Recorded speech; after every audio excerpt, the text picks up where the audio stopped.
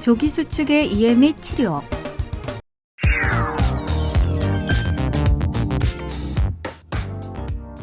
심장이 쿵 내려앉고 건너뛰면서 가슴이 답답하거나 어지러워서 쓰러질 것 같은 느낌이 든다면 어떤 부정맥일까요?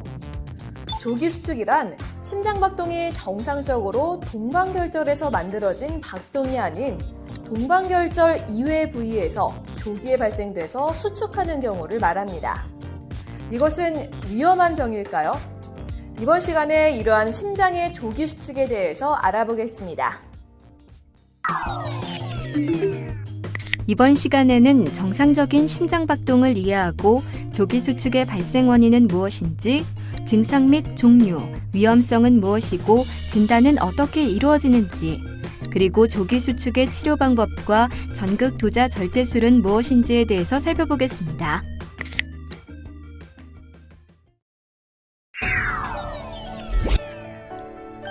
조기 수축이란 심장은 어떻게 온몸으로 피를 보낼까요? 심장이 펌프처럼 온몸으로 혈액을 보내기 위해서는 두 개의 심방과 두 개의 심실이 정해진 규칙에 따라 수축과 이완을 반복해야 합니다. 또한 심장 각 부위에 존재하는 수억 개의 근육세포들은 이 정해진 순서에 맞춰 동시에 수축해야 합니다. 놀랍게도 우리 몸은 심장 전체에 분포한 근육세포들이 동시에 수축할 수 있도록 매우 체계적인 전기신호 전달 체계를 사용하고 있습니다. 즉, 통신을 위해 심장 전체에 전선이 깔려 있다고 생각하면 됩니다.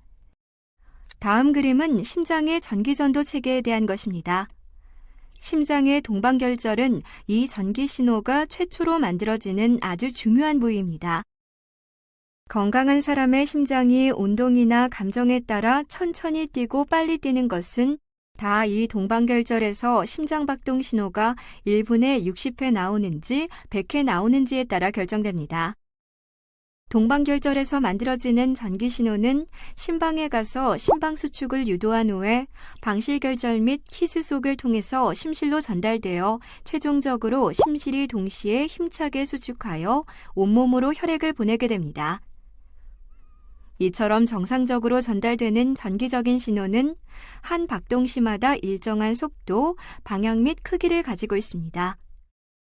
정상적인 심박출 기능을 위한 심장박동은 규칙적이며 안정시에 분당 60회에서 90회 정도 사이로 측정되고 동반결절에서 시작된 신호의 지배를 받습니다. 이처럼 동반결절에서 전기적인 신호 발생을 시작하여 방실결절 및 히스속 방향으로 전달되는 규칙적인 심장의 리듬 형태를 이를 동성리듬이라고 합니다. 정상적으로 규칙적인 전기적인 신호를 발생시키는 동반결절은 자율신경계에 영향을 받기 때문에 정상적으로도 휴식 중이거나 수면 중일 때는 박동수가 분당 60회 미만으로 낮아지고 운동을 하거나 스트레스 상황에서는 박동수가 분당 100회 이상으로 높아질 수도 있습니다. 이런 정상적인 심장 박동은 신체 여러 부위에서 혈관 박동의 형태로 확인할 수 있습니다. 특히 그림으로 보시는 것처럼 피부 아래쪽 가까이에 있는 손목에 있는 요골동맥, 목 주위에 있는 경동맥, 허벅지에 있는 대퇴동맥뿐만 아니라 심장의 심천부에서 가장 가까운 왼쪽 가슴 벽에서도 직접 만져보면 심장 박동 형태를 맥박으로 확인할 수 있습니다. 그러므로 일반인들도 자기의 신체에서 맥박을 직접 만져서 정상적인 심장 박동 여부를 확인할 수 있습니다.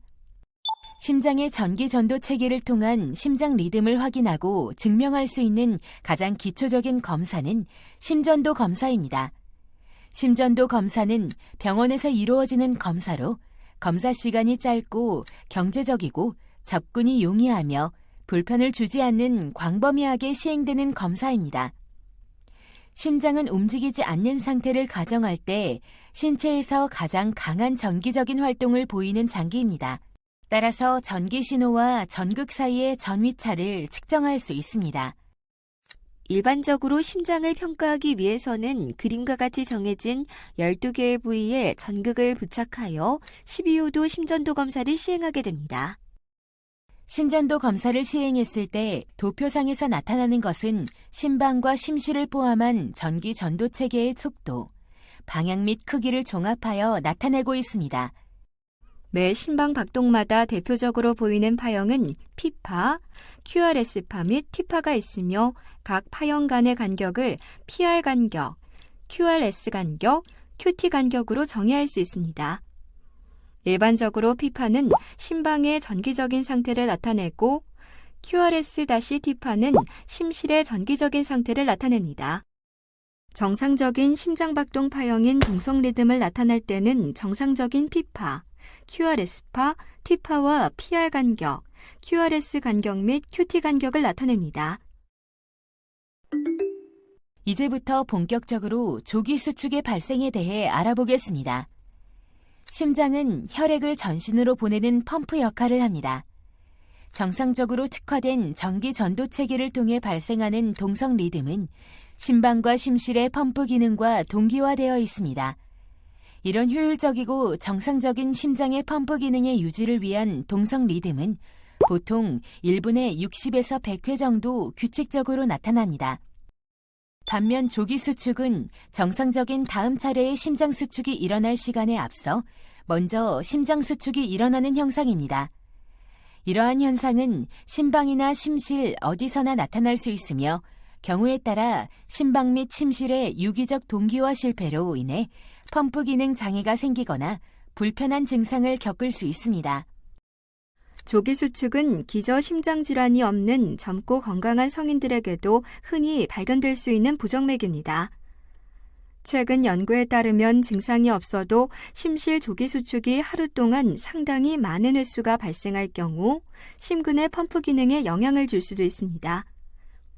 결국 기저 심장 질환이 없더라도 지속적으로 많은 횟수의 조기 수축이 발생하면 심장 질환이 발생할 수도 있으므로 증상이 없는 조기 수축이라도 의학적인 진단 및 치료가 필요합니다.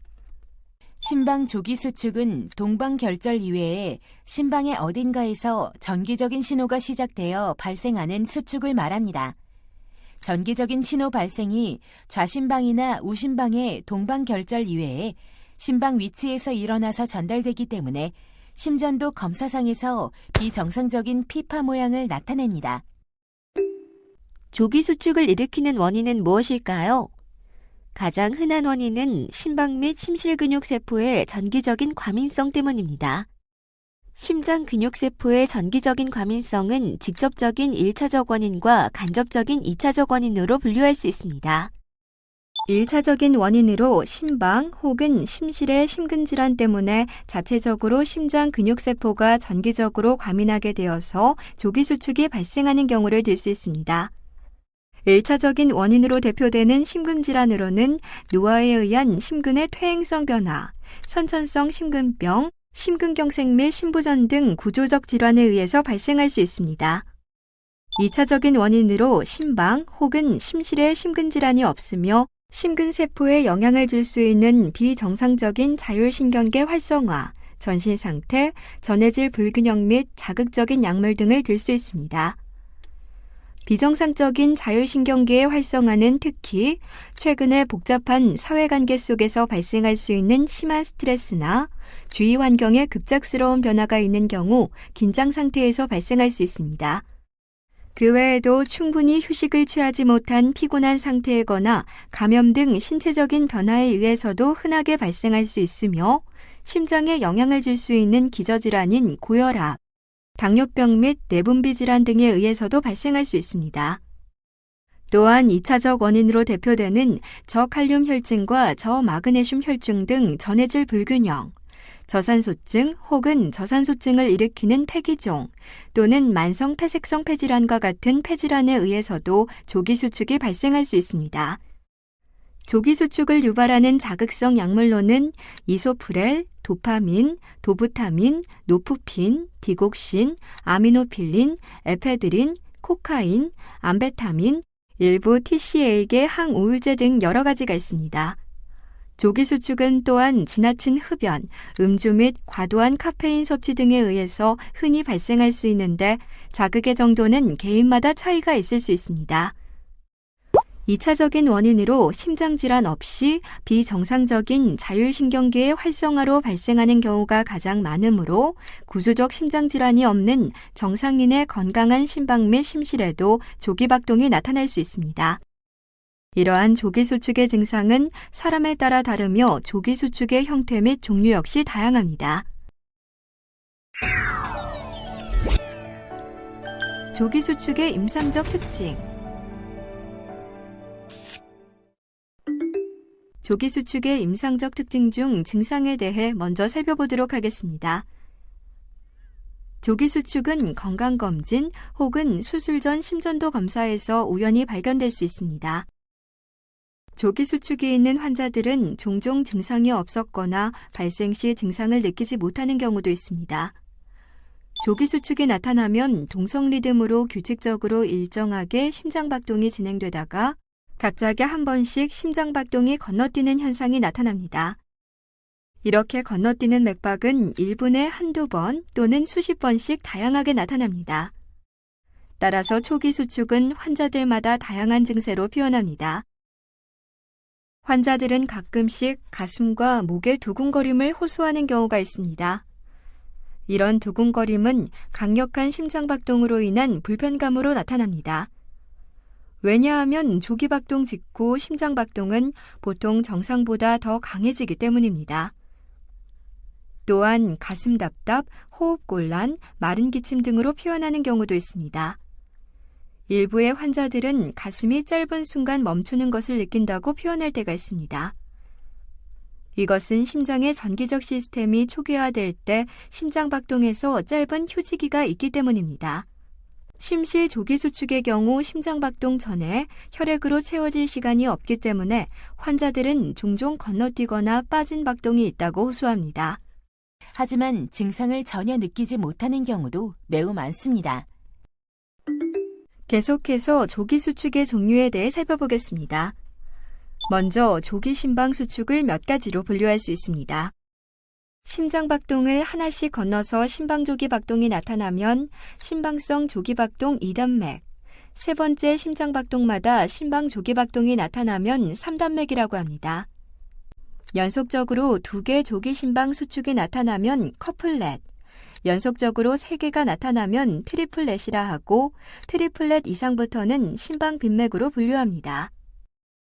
이와 마찬가지로 조기심실수축도 몇 가지로 분류할 수 있습니다. 심장박동 하나씩 건너서 심실 조기박동이 나타나면 심실성 조기박동 2단맥이라고 하고 세 번째 심장박동마다 심실 조기박동이 나타나면 심실성 조기박동 3단맥이라고 합니다. 연속적으로 2개 조기심실박동이 나타나면 커플렛, 연속적인 3개가 나타나면 트리플렛이라 하고 트리플렛 이상부터는 심실빈맥으로 분류합니다. 이번에는 조기수축의 위험성에 대해 알아보겠습니다. 국내에는 정기적으로 건강검진 시행이 활성화되어 있습니다. 건강검진에서 심전도 검사를 시행하였을 때 가장 흔하게 발견되는 부정맥이 조기박동입니다. 이처럼 일반인에게서 우연히 검사하였을 때 가장 흔하게 발견되며 건강한 사람에게 24시간 동안 심전도 검사를 하였을 때도 거의 모든 사람에게서 작게는 몇 번에서 많게는 수십 번씩 조기수축이 관찰됩니다. 건강한 심장 구조를 가지면 정상적인 전기전도 체계를 통해서 전기적 신호가 정상적으로 전달되므로 동성리듬이 주로 발생하고 이때 간헐적으로 단독으로 나타난 조기수축은 일시적으로 비정상적인 자율신경계 활성화로 인해서 대부분 발생되기 때문에 임상적으로 크게 문제가 되지 않는 경우가 많습니다. 일반적 심전도 혹은 24시간 심전도 검사를 통해서 조기수축이 발견이 되었지만 정상적인 심장 구조와 기능이 확인된다면 심장 돌연사를 발생시킬 수 있는 위험은 매우 낮다고 볼 수 있습니다. 하지만 구조적인 심장질환을 가진 사람에게서는 1차적으로 심근세포의 병적인 전기적 과민성이 증가하므로 간헐적으로 단독으로 조기수축이 발생하더라도 임상적으로 문제가 될 수도 있으니 주의 깊게 관찰해야 합니다. 조기수축은 어떻게 진단할 수 있을까요? 부정맥은 항상 예측적으로 일어나는 것이 아니라 갑자기 나타났다가 사라지는 경우가 많아서 발생 당시에 증상과 연관되는 심전도 검사를 하기가 어려워서 부정맥 진단이 매우 어렵습니다. 하지만 맥박이 느껴질 수 있는 신체 모든 부위에서 부정맥 여부를 확인할 수 있으므로 손목에 있는 요골동맥, 목 주위에 있는 경동맥, 허벅지에 있는 대퇴동맥뿐만 아니라 심장의 심천부에서 가장 가까운 왼쪽 가슴 벽에서도 불규칙한 심장박동 발생 여부를 자가진단 형태로 확인이 가능하므로 증상 발생 시 스스로 확인하여 부정맥을 의심할 수도 있습니다. 하지만 보다 확실한 객관적 진단을 위해서는 심전도 검사가 필요합니다. 조기 심방수축은 심전도상에서 피파의 모양 및 간격을 중심으로 관찰해야 되며 동성 리듬에서와 달리 피파 모양이 톱니처럼 뾰족하거나 아래로 파이게 보이거나 혹은 선행되는 T파에 더해져서 높게 보이거나 동성 리듬상에서 보이는 PR 간격보다 더 짧아지거나 길어질 수 있습니다. 한편 조기 심실 수축은 심전도상 QRS 모양을 중심으로 관찰해야 합니다. QRS 크기 및 간격은 발생하는 심실의 위치에 따라서 다양하며 만약 전기전도 체계에 거꾸로 전달이 되면 피파는 동성 리듬에서 보이는 피와는 모양이 거꾸로 다르게 보이거나 QRS에서 숨겨져서 피파는 거의 보이지 않을 때도 있습니다. 만약에 전기전도 체계를 거꾸로 전달이 되거나 방실 결절을 통과하지 않는다면 거꾸로 된 피파도 심전도상에서 관찰이 되지 않습니다. 지금까지 살펴본 심전도 판독의 대부분은 심전도 기계에 의해서 자동으로 판독이 됩니다. 기계 판독의 정확성이 높지만 기계 판독이 임상적으로 항상 정확하지도 않고 심전도 기계 판독에 오류가 있기 때문에 심전도 판독은 필수적으로 전문가를 통해서만 결과의 판독이 이루어져야 합니다. 짧은 기간 동안에 심전도 검사상에서 증상 발생과 연관된 조기 박동이 확인이 안 될 때는 24시간 동안 혹은 48시간 동안 활동 심전도 검사를 해야 합니다. 24시간 동안 혹은 48시간 동안 활동 심전도 검사 동안 환자가 유의해야 할 사항은 증상 여부와 증상이 발생한 시간을 메모지에 기록하는 것입니다. 조기 박동이 발생하여도 아무런 증상을 느끼지 못할 수 있으며 가슴이 두근거리거나 답답하거나 하는 의심 증상은 있지만 심전도 검사상에서는 지속적으로 정상적인 동성 리듬만 관찰될 수도 있습니다. 그러므로 24시간 동안 혹은 48시간 동안 활동 심전도 객관적인 소견과 환자가 기록한 주관적인 증상과 비교하여 조기 박동 발생에 의해 증상이 발생하는지 여부를 확인할 수 있습니다. 또한 최근에는 가슴 부위에 이식형 기록기라는 것을 삽입하여 몇 년간 연속적으로 부정맥을 평가하기도 합니다. 조기 수축의 흔한 원인으로 심박 및 심실근육세포의 전기적인 과민성 때문이고 이런 심장근육세포의 전기적인 과민성에 기인하는 것으로 직접적인 1차적인 원인과 간접적인 2차적인 원인으로 분류할 수 있다고 앞에서 살펴보았습니다. 이런 원인을 최대한 정확하게 규명하는 것이 중요합니다. 이를 위해 심장 초음파 검사, 운동부하 검사 및 혈액 검사를 고려해 볼 수 있습니다. 조기 수축의 치료. 조기 수축을 치료해야 하는 이유는 무엇일까요? 첫째, 치료를 통해 증상을 완화시켜서 삶의 질을 개선시킵니다. 둘째, 증상이 없더라도 조기 수축의 빈도를 감소시켜 다른 심장 합병증을 예방합니다. 셋째, 지속된 조기 수축으로 야기된 다른 심박 및 심실부정맥의 발생 및 악화를 예방합니다. 조기 수축의 치료의 원칙은 먼저 발생 원인을 평가 및 추적하고 이를 교정하는 것입니다. 특히 심장근육세포의 전기적인 과민성에 기인하는 직접적인 1차적인 원인과 간접적인 2차적인 원인을 찾아서 원인을 치료하는 것이 먼저입니다. 이렇듯 치료에 있어서 가장 중요한 내용은 1차적인 기저구조적 심질환을 먼저 치료한 뒤 2차적인 원인 교정 및 생활요법을 통해 조기 수축을 치료할 수 있습니다. 조기 수축의 비약물적 치료에 대해 먼저 알아보겠습니다. 정상적인 심장 구조와 기능을 가지고 있고 간헐적으로 적은 빈도로 발생하는 조기박동은 대부분 생활방식 개선으로 호전이 됩니다. 특히 자율신경계의 과도한 과민 현상을 해소시켜주는 생활방식 개선이 필요합니다. 대부분은 심방 조기박동보다는 심실 조기박동에 해당되는 경우가 많습니다. 정상적인 심장 구조와 기능을 가지고 있더라도 지속적으로 많은 빈도로 발생하는 조기박동은 대부분 생활방식 개선으로 호전이 되지 않은 경우가 있습니다. 심방 조기수축의 경우에는 심방 빈맥 혹은 심방세동으로 향후 진행될 가능성이 있고, 심실 조직수축의 경우에는 심실빈맥 혹은 심부전 발생으로 진행될 가능성이 있으므로 생활요법의 개선과 동시에 보다 적극적인 치료가 필요합니다. 그렇다면 약물 치료에는 어떤 방법이 있을까요? 정상적인 심장 구조 및 기능을 가지고 있는 대부분의 적은 빈도의 무증상 조기수축은 적극적인 치료를 하지 않아도 됩니다. 하지만 증상을 유발시키는 조기수축은 적은 빈도일지라도 경우에 따라서 약물 치료가 효과적일 때가 있습니다. 환자가 지속적으로 조기수축이 발생한다면 이로 인해 걱정과 불안이 발생하고, 이런 불안증 때문에 자율신경계가 더욱더 과민하게 되어 조기수축이 더욱더 발생할 수 있습니다.